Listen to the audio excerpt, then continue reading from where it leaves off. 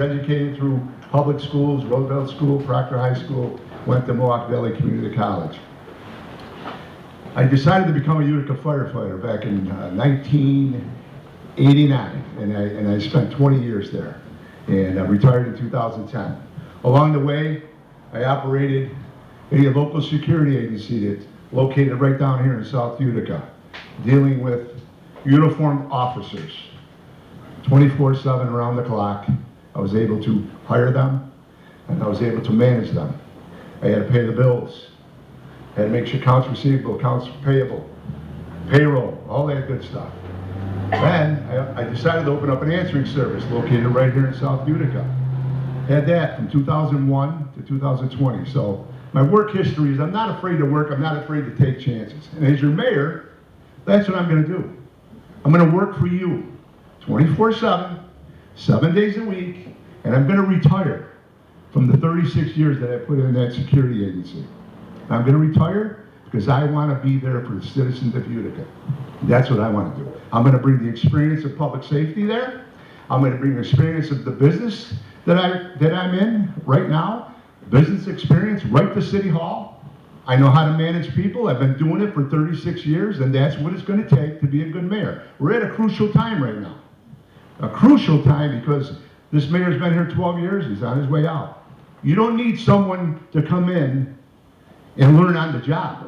You need someone that has experience, and that's me. I have the experience to do the job and be the next mayor of the city of Utica.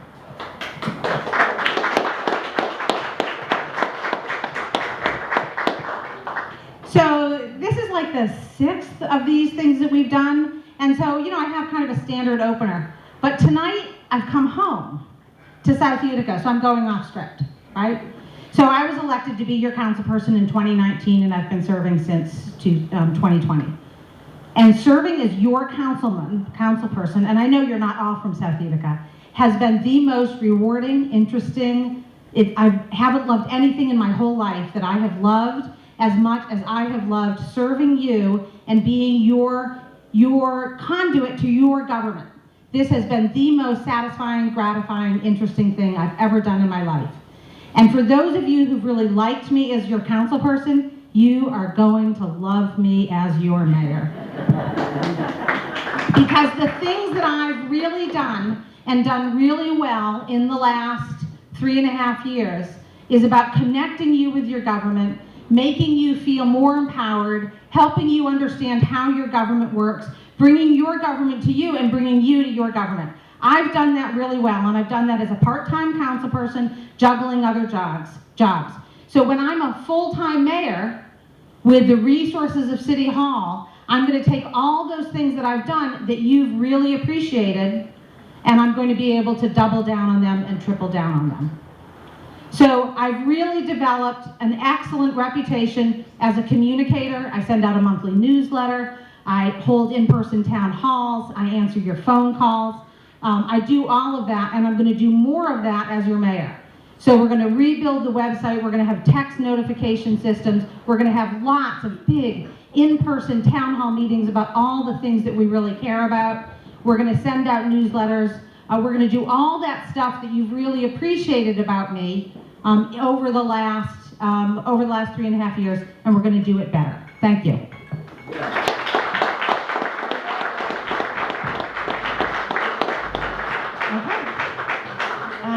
I might want to sit because you're going to be answering this question next. Can you tell me about something that you think that Mayor Palmieri has done well that you can build on, and something that you think he's not done as well that you would like to maybe improve on? So it goes back to what I was just saying, right? So the first thing I'll say, though, is that what he has done really well, and Mr. Galimi covered this very well, when Mr. Palmieri took over 11.5 years ago, we had a negative $15,000 general fund balance. We were on the brink of utter financial ruin. The state was looking at us and thinking about taking over the city, putting us into receivership. And here we are 11.5 years later, we have a $14 million general fund balance. We have an excellent credit score that allows us to get low interest rates, on and on and on, right? So he's done all of that really well. He's put us into a really sweet spot in terms of moving into the future, in terms of developing a vision for the city that we can become now that we have all that financial security. I do think that the thing that the mayor doesn't do as well is communicate. He doesn't hold a lot of town hall meetings. He's only held 2 State of the City addresses in 12 years. He hasn't done a great job of communicating to you and to the people of the city what he's doing, what projects are going on, why they're going on, when to expect them to be completed, all of that kind of stuff.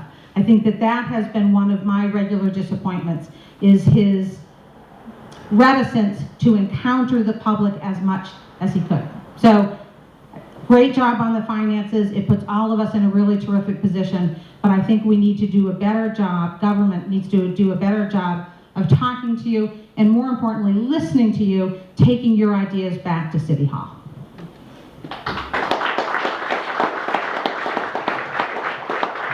question was, Mayor Palmieri, what did he do good? Well, I think Celeste said it as well. You know, he took a deficit and he made it into $14 million fund balance. We love that, all right? We love it. We want money in the bank for a rainy day. We want our interest rates down when we borrow money. That's what we love.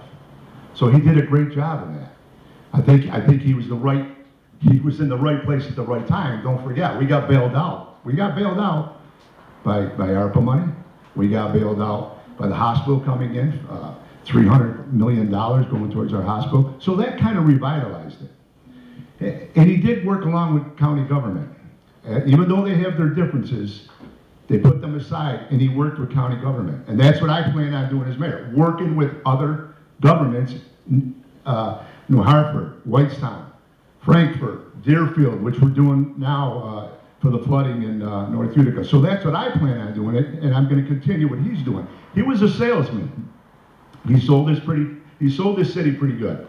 You know, a lot of the old buildings that you see downtown and on Broad Street, he brought them back to life. There's people in there now. It was vacant. So he did very well. What he didn't do well, and I don't want to knock him because I think he's had a great career, great 12 years. I know some people may not think so, but I think so. We're in the best financial shape we've been in years.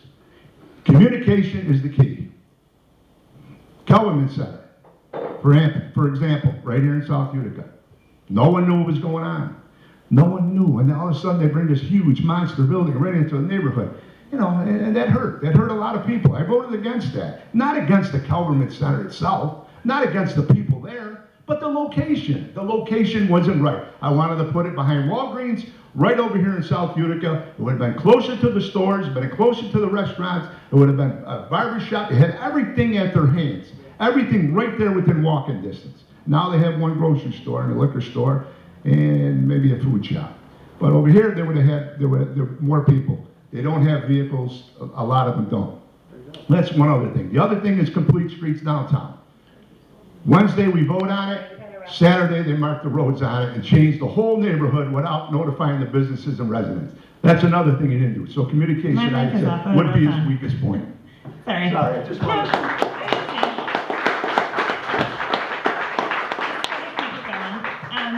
Okay. Oh, it's me. 30 seconds. I'm first. Oh, okay. I didn't know if you were just. Oh, you want to? Okay. All right, we're getting into the groove here. Okay. So let's see. As mayor, what would you do to attract and retain young professionals and just younger people to the area to live and work in Utica, including those without families to raise? Without families to raise, is that what you said? Yeah. Well, obviously, young people are our future, right? They're our future. I'm going to surround myself with young people as department heads, as chief of staff. I'm going to make sure that they keep in touch with the community. I'm an older person. I have, sons, daughters that are married, have children, great jobs. I thought I did well with them. I know I did well with them. And that's what I want people here in the city of Utica to do, the youth in our city. We want to make sure that they have a place to stay, a safe city. That's the main thing, a safe city. And we want to give them jobs.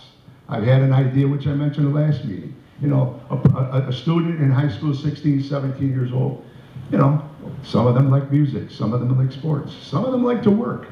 Why can't we put them to work part-time? They want to make money. They want to fend for themselves. They want to learn how it is to take home a paycheck. So we can do that. Get them involved in the work community. That's what we want to do. So we want to raise our technology, obviously. We want to open up, hopefully, some business incubators. We are going to have one in Cornhill. Give an opportunity to maybe start their own business. So we're going to help them. We're going to help them every way we can. The children are our future. That's what Utica is all about. And I'm all about bringing these kids up, giving them something to do after hours, giving them something to do as far as maybe building a business on their own and their ideas. I know Oneida County has something going on Broad Street, another incubator. So I'm going to introduce them to that and make sure that they are comfortable in what they're doing and give them an opportunity to stay here, live here, work here, and raise a family here. That's what I'm going to do.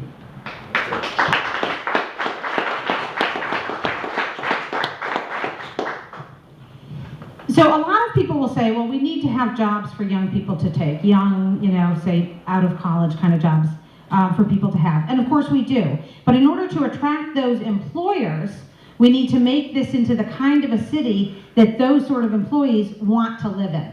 That's how we attract those employers, right? And we do that by making the city livable for young people. There's all sorts of evidence. Young people now are less likely to own cars, more likely to use bikes and other forms of transportation.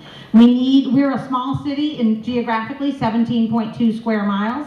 That means that we're eminently livable, but we need to have good, safe sidewalks that people can walk on. We need to have good public transportation, and dare I say, we need bike lanes. We need bike lanes. And if you agree with me that we need bike lanes, I'd love to invite you to come to this Tuesday's council meeting where I'm going to predict that Mr. DeBrango is going to be voting against bike lanes.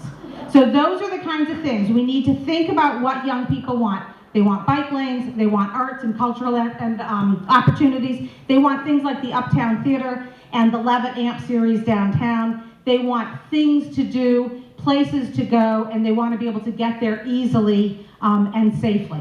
So that's the kind of thing I'm going to do, is concentrate on thinking about how we make the entire city livable for young people. Walkable, bikeable, livable. Wait a second. I know she talks about bike lanes. I don't mind bike lanes.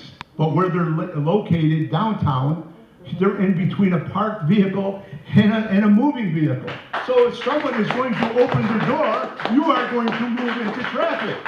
That is that simple. How stupid would you want it? Why would you want to put a bike lane right between a parked car and a moving vehicle? New York State has traffic laws. Bicyclists have to obey by traffic laws. They stay right in the lane. As long as you have a proper bicycle that's got lights and you have a helmet and you have everything that you need for a bicyclist, there's no problem. How did Mrs. Friend get from here down to the bicycle lane in downtown?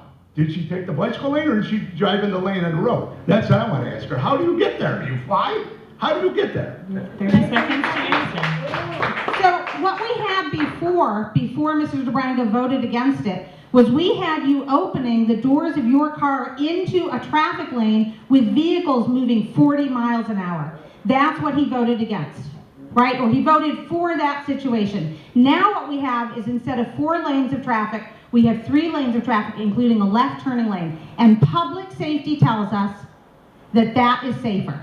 That is safer according to the State Department of Transportation. It's safer according to engineers. It's safer according to our own police department. But he voted against it. Or could I rebuttal it? Yeah, we're done.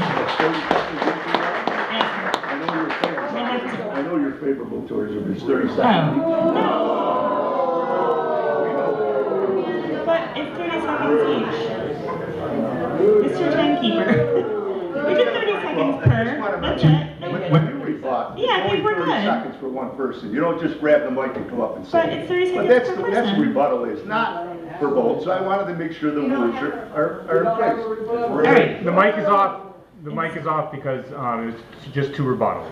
It's each of us, because they didn't Yeah. say that. It's They just didn't say it in the one email. It said a per- rebuttal 30 seconds, not for both, just a rebuttal. That's what it was on the radio.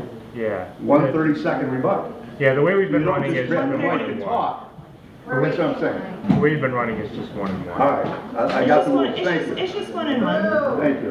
Okay, so let's move on to talking about development and funding that supports different projects throughout the city, including downtown, Harbor Point, Bag Square, Barrack Street, etc. All of these are obviously really great for Utica overall. However, one cannot escape the sense that South Utica has been a little bit neglected. So since you have a room full of largely South Uticans here, as mayor, what would you do to support businesses, culture, art, and other community activities in South Utica? Well, I think we did support some of the funding that took place right across the street there. You know, that we voted on grant money so they could apply for a grant to fix the roof. They got the roof fixed. The mayor, we talked with the mayor to get more money, more funding to open up that theater right across the street. I used to live there when I was a kid. I've been here all my life. Well, let me say this, we're landlocked, so it's very, very difficult to build anything down here without having an open piece of land. So, you know, your council person's been here for 4 years. She could have come up with some ideas if she wanted to, but I don't know if she did. But we do have grocery stores. We need a clothing store. I know they're going to take down the bowling center, which I went to. I had my son was in a bowling league when he was a kid. He used to take there. They're going to take that down. So maybe it's going to be an opportunity. We're going to have a large piece of land there. It is a private deal. We might be able to talk to the ownership of that land to put a strip mall in there, put 5 or 6 different shops in there, and maybe some clothing stores. We really don't have any clothing stores, so maybe we could build something there, you know, so people can go to and specialty shops or whatever it may be, jewelry shop. There really isn't much down this way, so you kind of have to travel downtown to get to them. So that's an idea. As mayor, I'll sit down with the owners of that property, and hopefully we could come up with some good ideas and give people a choice when they go out and they want to go shop. They can shop right here without driving downtown to go to a jewelry store or something. So that's my idea for South Utica. So one of the things that the city needs to do in general is do a better job of pursuing outside funding. And part of how we do that is by hiring a full-time grants writer. There's a lot of money at the state level and at the federal level that we leave on the table because the city doesn't currently have the capacity to apply for all the grants. Here's a perfect example of that. The state now, they did these DRIs, these $10 million big grants. We got one, terrific. A lot of places have gotten them. And so many places in New York have gotten them that they're actually beginning to develop something they call a mini DRI. And I think we should apply for a mini DRI for the Uptown neighborhood. It would be a big infusion of funds that we could use for the Uptown Theater, we could use for this building, we could use for the Uptown Plaza across the street. So we need to be thinking creatively about external funding and how we bring that in. And a grant writer will cost us something, but it will cost us far, far less than the money that we regularly leave on the table. Another thing I'd like to do in this Uptown neighborhood is use CDBG funding to create a small business improvement district. There are a number of places throughout the city where we could do this. Uptown is one of them. James Street Corridor is another. Whitesboro Street is another, where we create small grants for commercial business owners to improve their businesses in terms of things like external improvements, windows, signage, awnings, all of that. So I want to use CDBG money to improve small neighborhood commercial districts like the Uptown neighborhood.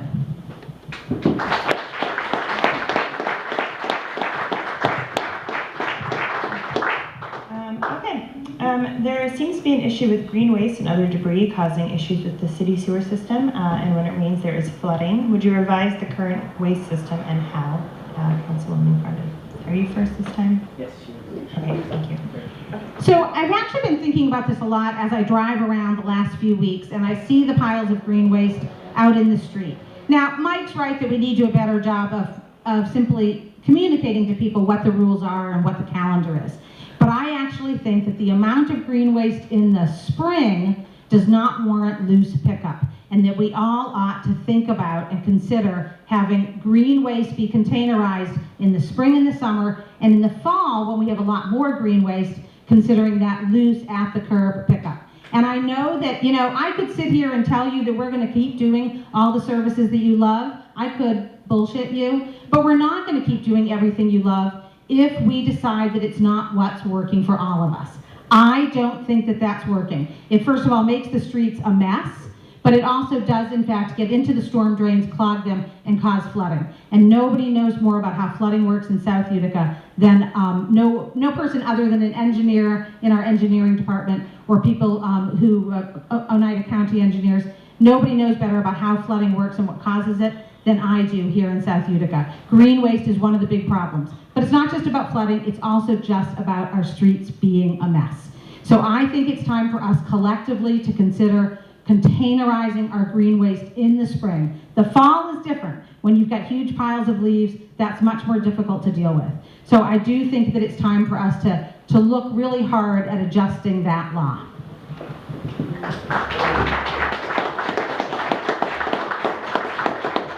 It's something we do agree on. I do not like, you know, containerizing it in the fall. I mean, you have massive amounts of leaves that are pulled out by the curb. It's just easier for pickup for DPW. It's quicker. So that really kind of helps out the DPW department by you moving your leaves and debris towards the curb. So easier to pick up. So. But in the spring, yeah, I think we should containerize it. I had a neighbor across the street of my house. It was out there for a week and a half, 2 weeks. I finally went across and said, you know, we stopped it now. We try to notify the public, you know, when you can put it out, when you can't, what's got to be containerized, and all that. But you know, when we're in a rainy season in the spring, and when you have grass in the road, it's going to cover the catch basins, and that's where the flooding begins. So we have to make sure that we try to keep them containerized, because that's what we want to do. We want to try to keep flooding down. We want to make sure that everybody, it's a lot neater too, because you get the wind blowing around with the grass cuttings, it's blowing all over the road. So I would say in the spring, containerize, in the fall, let it go with the leaves, because it's just easier for the DPW with the oversized equipment that they're using to pick up. It's much easier.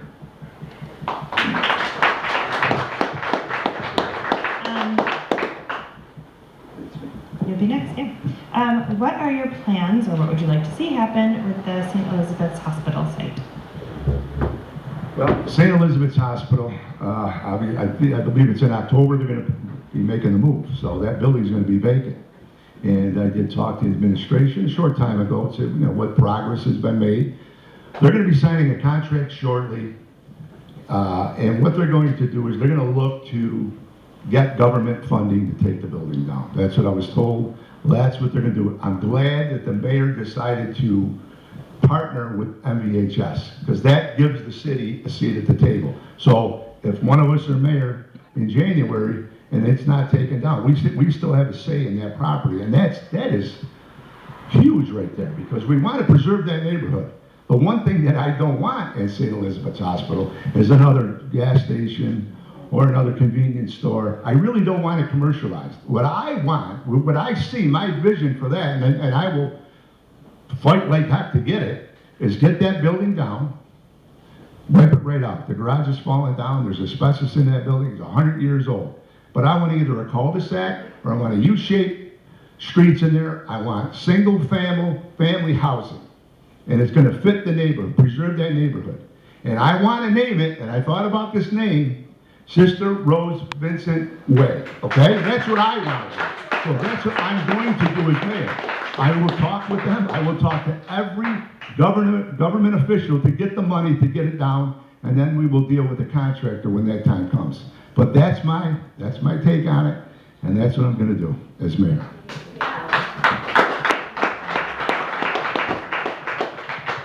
So that's right. It's going to cost approximately $25 to $30 million to get that site ready to redevelop it for housing. It's about tearing down the building, which is far more expensive than you would think, but also then building the infrastructure, streets, water lines, sewer lines, electricity, all of that. And we are going to have to partner not just with MVHS, but also with Mohawk Valley Edge and with the county and hopefully with the state in order to be able to make that investment. Because the way it stands now, no developer is going to come in there and do it, because the price of the homes that you would get wouldn't make it profitable for them. So we collectively are going to have to put a whole lot of money into a single pool in order to create a fresh slate for a developer to come in. And it is a once-in-a-lifetime opportunity to build up to 40 single-family homes that will complement the Olmsted neighborhoods up behind it and alongside it on Valentine Bray and Douglas Crescent.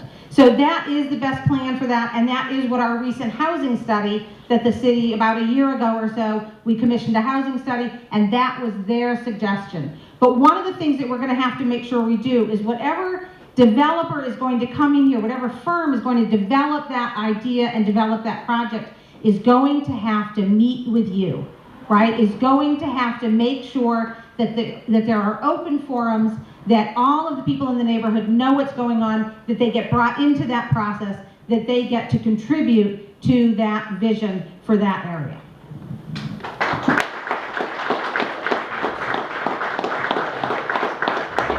Just a quick thing, obviously, we have Senator Schumer, who's been very, very good, with our city. So if we can reach out, get some federal funding from him and some state funding, I'm sure $20 to $30 million isn't too much when you look at it, when they invest $500 million in Cree and $300 million, in the hospital. I'm pretty sure that we can get the funding. Let's make it site ready. Let's do it right. Agree with her. Let's communicate with the residents. Let's see what type of housing we're going to have there. But I can assure you, on my watch, it will be single-family homes that would fit the texture of that neighborhood. I can tell you that right now.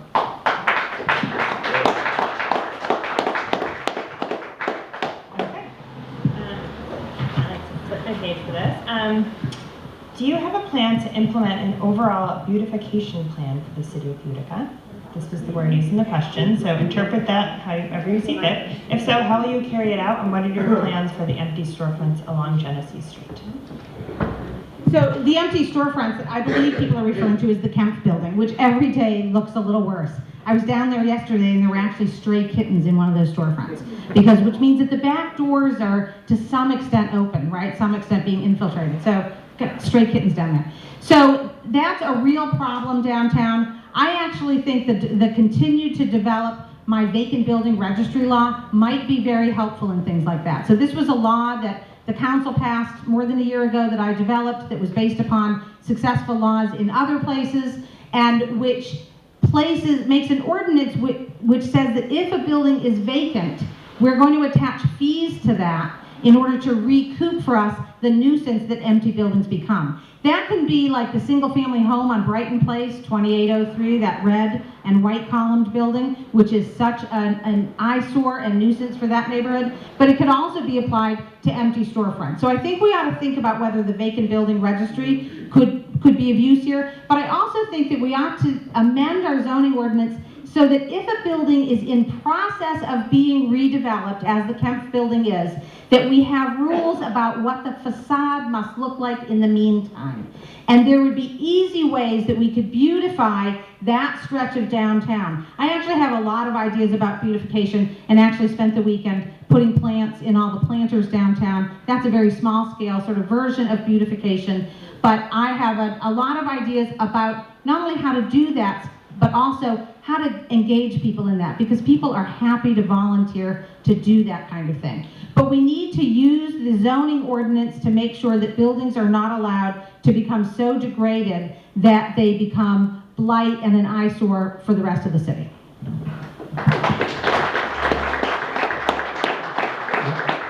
She mentioned the same building I was going to mention, the vacant building down there. Well, Bowers Group is working on it. They also have a vacant building. It's not even a building, it's just a frame right now on Broad Street. And it's an eyesore. It's an eyesore. Anybody driving up and down Genesee Street, that building is, it looks like it's a war zone. And I did try to reach out to them personally, and I got a recording. I left my email, my phone number, and told them who I was, and to no avail. So I did reach out to the city, and the city says the attorneys are speaking. There's bad communication between URA and Bowers, so they're going through attorneys right now. So they're trying to straighten out a problem. But if anybody's going to invest in our city and they get money, like the DRI money, to invest in something, I'm gonna make sure as mayor, when they sign that contract, they're gonna fix the outside of the building before they do anything. They're gonna make it aesthetically looking good right there. Because I don't want that thing sitting there for almost 2 years now, when they came in to our meeting, council meeting, and said, by the summer, we're gonna have this full, we're gonna have it ready. This is about the Bleecker Street. We have someone moving in, the building's gonna be complete, it's gonna be great, beautiful, and look what we got, nothing. So I will make sure that as mayor, they're gonna fix the outside of the building first. As far as making the city beautiful, I don't know, a lot of you are older here like me, Mayor Hanna, I know people, he was a pet peeve. He wanted everything clean. And let me tell you something, that's what I'm going to be like as your mayor. When I go over the parkway, when I drive on Genesee right here in the park, in Genesee and the parkway, do you see the lampposts, how they're all chipped and dirty brown? Yeah. And I hate that. And I don't hate anything, but I hate to look at that. It does not look aesthetically clean. When you see stop signs that are tilted like this and unpainted and don't even look proper, that's not us. That's not our city. So we have to start with that. So I'm going to hire some more people within the DPW, and it's going to be a maintenance crew that's going to go out there, it's going to clean our city and make sure that the curbs are painted yellow like they're supposed to be. The light posts or lamp posts are all painted one color, not chipped and tattered and torn. And I'm going to make sure when you go by the monuments over there, that you see trash there every morning. Every morning you're going to see somebody out there picking up that trash. And I guarantee you they will be out there from one end to the other, making sure that we keep at least the parkway clean. And then we're going to work into the inner city. Yeah. But that's what we're going to do when I'm mayor. All right. I'm trying to interject at the end of the sentence. Excuse me. Okay. As mayor, how might you work with the city school district to make it more appealing for families to live and stay in Utica? I'm going to get a sip of water. I'm not crying. Well, you know, the past administration, there was I don't know if it was a riff, I don't know if you want to call it, but they never worked with the schools. It was very, very difficult for them to work with the person that was in charge there. So they really had no communication whatsoever. So when I become mayor, I know several people on the school board, I know several people in the schools. They're very good educators in the schools. And I would love to work with them. I would love to I'm going to have a community relations team out there going out into the public, and I'm going to make sure that we educate these kids first on gun violence. I want to do that so much because I think these kids are going down the wrong direction. So I'm hoping that I can get into the schools, and whether it's going to be during the day when they take a break and they go down to the auditorium and we have our Utica team there and we're talking about gun violence and you know, why are you getting involved, and show them, you know, there's something good here, why do you want to take this path? That's what I'm going to do. So I want to work with the school district. I want to make sure that we get our team in there, and I want to do it after hours too. I want to see if we can open up some of these facilities, especially during the winter, because there isn't much to do during the winter. We have the ski hill. Now we're going to put up an ice skating rink, which is a good thing. But maybe get in there, you know, and supervise. My community relations team will supervise what's going on. If they're playing basketball, or maybe have a book reading, something to do after hours. So I want to communicate with the school district. I'm waiting for them to get a new superintendent. Hopefully I will be there in January, and I will keep that door open, and I will do everything I can to try to reach out to these youth, because you just don't want them going down the wrong path. It's just too many of them, and we want to make sure we want to keep them straight and narrow, you know. I was brought up the right way. I just want, some of these kids don't have any leadership at home, so I want our relations team to get out there and educate them a little bit about, you know, the streets. So that's what I'm going to do as mayor.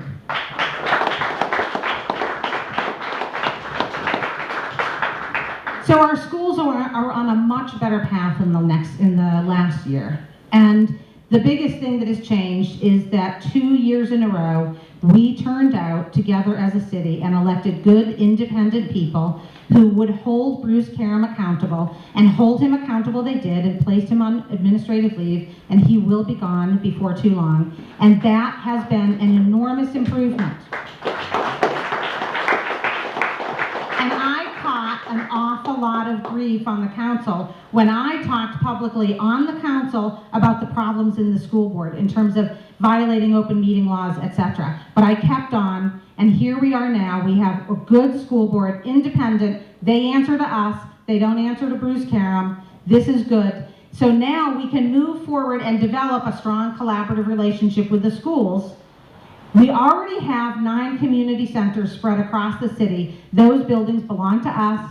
We paid for them. We support them. We maintain them. They're beautiful buildings. We also have a lot of organizations in the city waiting to have good physical space. We have lots of organizations, such as ICANN, who would go into those schools and happily use that space to do the programming. Programming isn't a problem. Physical space is the issue. And we have those schools, we have those buildings where we can offer after-school programming, where we can offer all sorts of programming into the evening, 5 days a week, on the weekend. We have beautiful buildings that we ought to be using for that purposes. But the first thing we had to do was create an independent school board who answered to us. And we've done that. And it's one of the things that makes me very optimistic for the future of our city. Because until the school systems thrive, the city can't thrive. We have to not think of them as 2 separate kinds of entities and let them be their own fiefdoms. We have to work together, and the voters of the city have to regularly insist that the school board answers to them and not to the superintendent.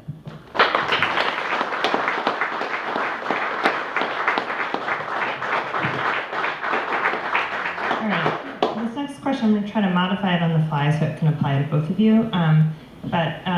It is regarding the discretionary funding that was awarded through ARPA to improve council districts. Because you're council at large, I know that you weren't able to do that. But maybe you can talk about some of the projects that you collaborated with some of your council. Yeah, well, the mayor decided to give ARPA money to the 6 districts, and I'm a council at large, and there's 2 others as well. So we can get involved when we want to get, we weren't asked by certain council people, but when we were, we got involved. And there were some projects going on, I could just name a few, like in East Utica Buckley Pool. I mean, there was the parking lot in the back of Buckley Pool was, was just filled with potholes and no lighting or anything like that. Councilman Mayoral got some of that funding and built a parking lot, well lit. We have a brand new facility over there at the soccer field, so I think it was money well spent. We also have a dog park going in over there. We have a dog park coming in. Councilman Beecher's pushed for a dog park in North Utica, as well as the Cinderella softball field. Same thing, problem with the field, problem with the parking. When you pull in a parking lot, big, huge potholes. So they used some of the funding for that, which was great. I think Ms. Aiello, I believe she started something with the wall down there in Liberty Bell Park. We've got that running now. We got the waterfalls going, which is a great look downtown. I love it. I remember years ago when it was working, and that's the one thing that I think my administration, I'm sure all of us, did the same way. We have to maintain what we have. Just don't let it fall apart. So once you fix something, maintain it. Make sure it's, we have to, make sure it's safe and make sure it's fixable and make sure it's running the year for the next year. Well, that's one thing. I know Councilman Friend worked on making, I can't believe the ball field over there by Sinead, I can't remember, South Utica Park, Wonko Park. I believe she made it handicap accessible. She spent some money on that. Am I correct in saying that? No, that was the mayor. That was the mayor. Okay. See, I don't know what she did because she didn't communicate with us. But so that's what happens sometimes. Some council people reach out and they want your ideas and they want to talk and they say, what do you think? What do you think? I say, yes, go get it. Go get it. Other council people want to keep things to themselves, and that's what happens. I didn't reach out and ask you what we ought to do because you made it very clear from the beginning that you thought that the 6 council people should pool their resources and give it to the firefighters. That was what you. That's a lie. Okay, well, we'll look at the minutes later from that meeting, and we'll talk about that later. So what I did was I put together a group of people a group of South Utica residents who met regularly. I don't remember what I called them. And I actually had an intern last summer go around and go door to door and talk to people. And what people wanted were better crosswalks in lots of places, which I wasn't expecting. There also is a real problem with speeding up around Jones School, right? Where cars going much too fast and blowing through stop signs. So one of the things that we're doing with the ARPA money is that we're putting in a small rain garden at the intersection of Dunham and Eastwood, a huge flat expanse of land that people just blow through. It's like going to be a miniature roundabout. I mean, don't think roundabout the way that those of you who don't like Oneida Circle don't like roundabouts, but it's going to be a small thing that's going to slow traffic down. I met with engineers and we're going to talk about all the ways in which we can slow the traffic down up around Jones School in that upper Arlington Heights neighborhood. We're also planting a lot of trees, or some trees, with that money. So those are some of the things we're doing. I also did convince the mayor to give the $200,000 of ARPA to the Uptown so that they could do their roof. Their roof got done, and that was the first thing that they needed to do. So those are some of the ideas I had about the ARPA. I like some of the mayor's projects better than I like some others. I like all the parks projects. I'm not sure that I would have built a dog park in a city where there are 38% of us live below the poverty level. I'm not sure that I would have put $2 million into a dog park, but that's me. He had the authority about how to spend that money, so.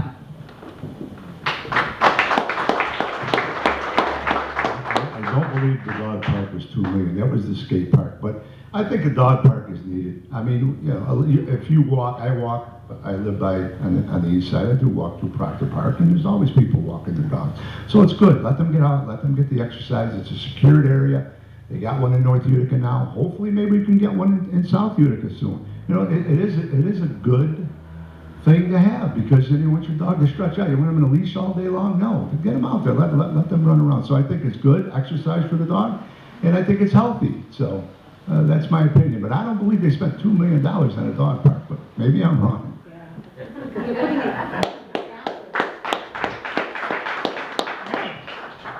I'm just going to do this last question and then a 30-second wrap up for each of you. So, if elected, what plans do you have to move the city of Utica in a direction that lessens the city's reliance on fossil fuels and more in the direction of renewable energy sources? And what do you plan to do to improve the comfort of residents as the climate and city heats up in coming years? Okay, I know my opponent likes trees, so I don't want to go with the trees. But let me say this. I spoke to the engineer a couple weeks ago, just asked him, you know, how many buildings really do we service but with solar energy? There's 3 solar farms way up north, way up in the hills. And he said that maybe about 10 buildings benefit from that, starting with our largest building, City Hall, coming down to the rec center. And I don't know, he kind of stopped after that. So not all of our buildings benefit from that, but we do benefit from the savings by going solar, which is good, because now you don't have to pay National Grid. So the savings is great. I plan on continuing that effort, and maybe we can get some more solar farms out there and save a lot more money. I know we went to electric vehicles. We had a couple in the codes department. We just passed legislation for a couple more police take-home vehicles. And I'm okay with it. It's a start. I know by 2035, I believe they want everything electric. But the one thing I don't like, and I know my opponent wanted the police vehicles, maybe the police vehicles to be electric. I don't think we're at that point right now. You know, they're in service 24/7. You know, 8-hour shifts, you're running. So we have to make sure that the technology catches up with that. We want to make sure that they're charged faster, they get back on the street faster. Or else we'd have to buy more than what we need, and we really bond for the money every year. We get 5 additional police vehicles. So I want another city to kind of test that market, and when that market becomes very good, and it's going to be an asset for us, then I think we dive into emergency vehicles. But right now I'm okay with the vehicles, the codes, and take-home vehicles, but anything with emergency vehicles, no, I don't see it. I know they're putting money into you know, a City Hall and everything, but if you look at those windows in City Hall, I mean, they're older than hills. So that's one thing I would look to, kind of upgrade the windows. In most of our facilities, I know we adapted to LED lighting a few years back ago, saving some money. So we are making efforts. We are making efforts to, you know, to go green. So I will continue that as well. Thank you. So Frank's right. We have 2 electric vehicles, Chevy Bolts. We have them because I negotiated with the mayor and convinced him to get them for the codes department. That was a negotiation that the mayor and I made last year. So, which is really terrific. If we want to look to other cities which have used electric vehicles for their entire fleet, we need to look no further than Pittsford, New York, right outside of Rochester, has a fully electrified police fleet. So the idea that, that emergency vehicles can't be electric, other cities have already proven this. Several years ago, the city of LA electrified their entire police fleet in one fell swoop. So I do think that we should continue to electrify our vehicles. We should continue to use the solar, the big farms that we have up north, but we should also do geothermal. So there's a really exciting project that the city's engaged in right now where we are building a geothermal power station in the car park, you know, right next to the Stanley. We're building that with grants. Again, we're bringing in external money. We're going to create green energy, and that's going to be energy that neighboring buildings can opt into if they want. It's the first time we're doing this. We'll have to see how it goes. And if neighboring private buildings want to buy some of their energy from Utica, that'll be great. That'll help us offset the cost, and then we should keep carrying on. J.K. Hayes' building down on Genesee, right across the street from Tallman's Tire, that building is completely cooled and heated with geothermal energy. It's actually the model by which the city is now building its own geothermal plant. I love that kind of innovation. I love that kind of forward thinking, and that is the kind of thing that we're all going to have to do as we continue to live in a warmer and warmer world. Okay. Yeah, so we'll just take 30 seconds to close, since you have the mic on. You go first, and then you'll get the last word. 30 seconds, just to wrap it up. It's a quick close. Quick So, close. you all know me, many of you know me, you've known me for 3.5 years, and in fact a lot of you are friends now because I've gotten to know you, and that's been really gratifying. If you want a mayor who knows how to communicate, there's nobody running for mayor who has the record of communication like I do. It's not just the newsletter, it's all of the different forms of communication. And it's not just communicating with you and listening to you and taking your ideas back. You also ought to be thinking about who's going to be the best communicator with the world outside of Utica. Who do you want communicating ideas, a vision for the future, a vision of a Utica for all of us with everybody outside of Utica? I think it's me. Vote for me. June 17th is the beginning of early voting, and election day is June 27th.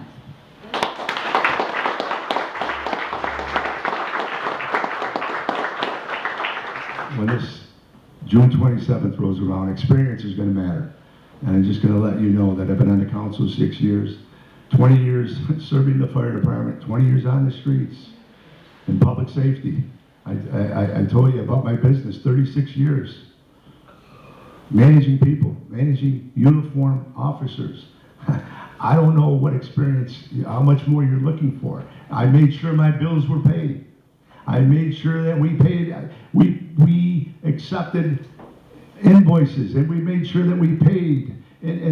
So it's just something that I've done all my life, managing people. I want to make sure that this city is going to be in the best shape it's in the best shape it's ever been in. I want to keep it going. I want to make sure that we promote this city. We have to make sure that the visitors that are coming in here, we want them, is that echoing?